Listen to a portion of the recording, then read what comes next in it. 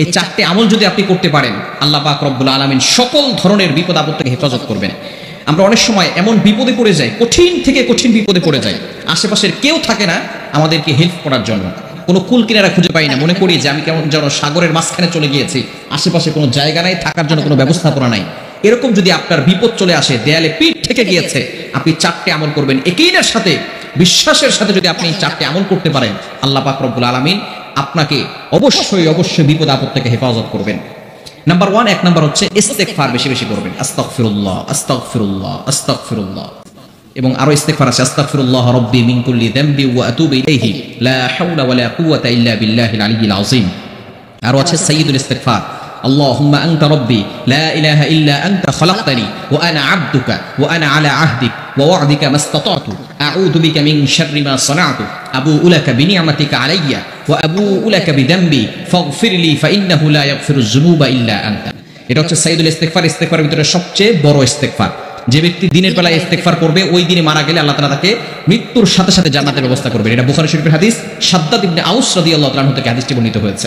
সুতরাং ইস্তেগফার আমল ইয়াকিনের সাথে, বিশ্বাসের সাথে আপনি ইস্তেগফার, আস্তাগফিরুল্লাহ, কোনটা পাচ্ছেন না, শুধু আস্তাগফিরুল্লাহ আস্তাগফিরুল্লাহ আস্তাগফিরুল্লাহ পড়েন।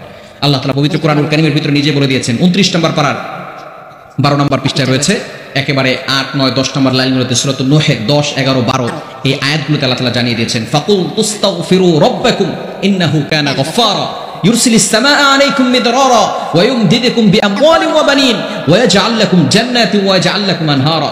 আল্লাহ পাক রব্বুল আলামিন বলছেন, ইস্তেগফারের মাধ্যমে অনেক ফজিলত রয়েছে। আল্লাহ গুনাহ ক্ষমা করে দেন। সন্তান নাই, ইস্তেগফার আমল করেন, আল্লাহ তাআলা সন্তানের ব্যবস্থা করে দিবেন।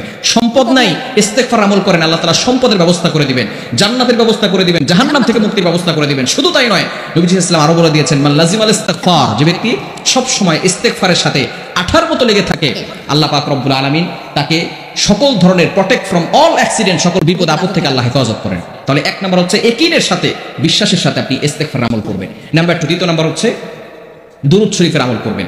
বেশি বেশি করে দুরূদ শরীফ পাঠ করবেন।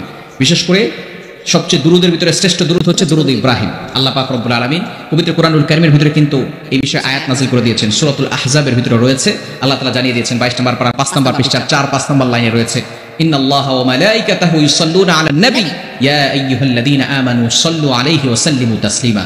সুতরাং আল্লাহ তাআলা ঈমানদারদেরকে বলছেন, তোমরা নবীর উপরে দুরূদ প্রেরণ করো। সুতরাং বেশি বেশি দুরূদ পড়লে আল্লাহ পাক রব্বুল আলামিন কঠিন থেকে কঠিন বিপদ থেকে হেফাজত করবেন। আমি নিজে এটা চাক্ষুষ প্রমাণিত। দুরূদ শরীফের যত বেশি আমল করবেন, তত বেশি আল্লাহ তাআলা আপনাকে বিপদ আপদ থেকে হেফাজত করবেন। নাম্বার 3 নাম্বার হচ্ছে দোয়া ইউনুস করবেন। ইউনুস আলাইহিস সালাম যখন কঠিন বিপদে পড়েছিলেন, তখন আল্লাহ তাআলা ইউনুস আলাইহিস সালামকে হেফাজত করেছিলেন। আপনি কত বিপদে পড়েছেন? ইউনুস আলাইহিস সালাম 3টি অন্ধকারের ভিতরে চলে গেছে। 1 নম্বর হচ্ছে রাতের অন্ধকার, 2 নাম্বার পানি নিচের অন্ধকার, 3 নাম্বার মাছের পেটের ভিতরে অন্ধকার। একটু চিন্তা করে দেখেন, ওইখানে কি থাকা, ওইখানে বাঁচাটা কি খুব স্বাভাবিক বিষয়?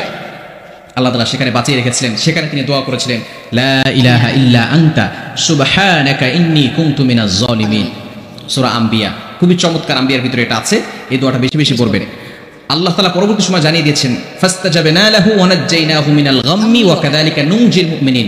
এর মাধ্যমে আমি তাকে মুক্তি দিয়েছিলাম, সুতরাং আমাদেরকে আল্লাহ তাআলা মুক্তি দিবেন। সুতরাং এই দোয়াটা বেশি বেশি করবেন, লা ইলাহা ইল্লা আনতা সুবহানাকা ইন্নী কুনতু মিনাজ জালিমিন। 4 নাম্বার হচ্ছে ইয়া যাল জালালি ওয়াল ইকরাম, ইয়া যাল জালালি ওয়াল ইকরাম। এই 4টি আমল যদি করতে পারেন, 1 নাম্বার হচ্ছে দুরূদ শরীফ, ইস্তেগফার, দুরূদ শরীফ, দোয়া ইউনুস এবং ইয়া যাল জালালি ওয়াল ইকরাম।